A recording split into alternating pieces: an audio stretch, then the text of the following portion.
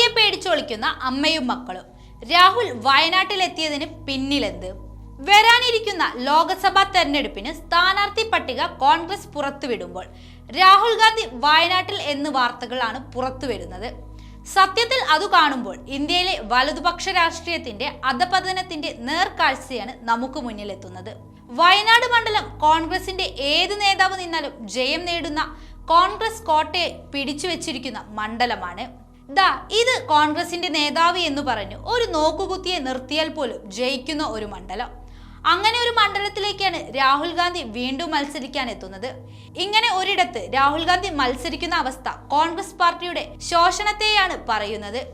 ഒരു കാലത്ത് തെരഞ്ഞെടുപ്പിൽ 404 സീറ്റുകൾ നേടി മുന്നിൽ 2 ഭൂരിപക്ഷം നേടിയിരുന്ന കോൺഗ്രസിന്റെ അവസ്ഥയാണ് ഈ പറയുന്നത്. രാഹുലിനെ പോലൊരു ദേശീയ നേതാവ് സ്വന്തം മണ്ഡലം വിട്ട് പേടിച്ചു വയനാട്ടിൽ തന്നെ തുടർച്ചയായി വരുന്ന കാഴ്ച പാർട്ടിയുടെ അങ്ങേയറ്റം എത്തി നിൽക്കുന്ന അധപതനമായാണ് മറ്റ് നേതാക്കൾ ചൂണ്ടിക്കാണിക്കുന്നത്.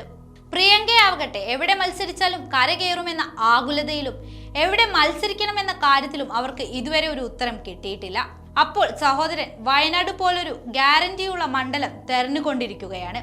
ഇന്ത്യ മുന്നണി ഇപ്പോൾ പ്രിയങ്കയ്ക്കുള്ള മണ്ഡലം തേടിയുള്ള തെരച്ചിലിലാണ്. ഒരു സാധ്യതയും ഇല്ലെന്ന കാരണത്താൽ സോണിയാഗാന്ധിയെ രാജ്യസഭയിൽ നിർത്തി ജയിപ്പിച്ചും വിടുന്നു. എന്താണിന്ന് കോൺഗ്രസിന്റെ നെഹ്റു കുടുംബത്തിന്റെ സ്ഥിതി?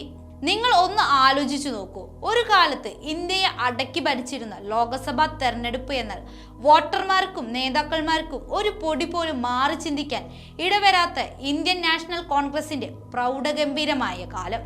അന്ന് ആരോട് ചോദിച്ചാലും ഞങ്ങൾ വലതുപക്ഷത്തെ വോട്ട് ചെയ്യൂ എന്ന് അവർ തർപ്പിച്ചു പറയുമായിരുന്നു.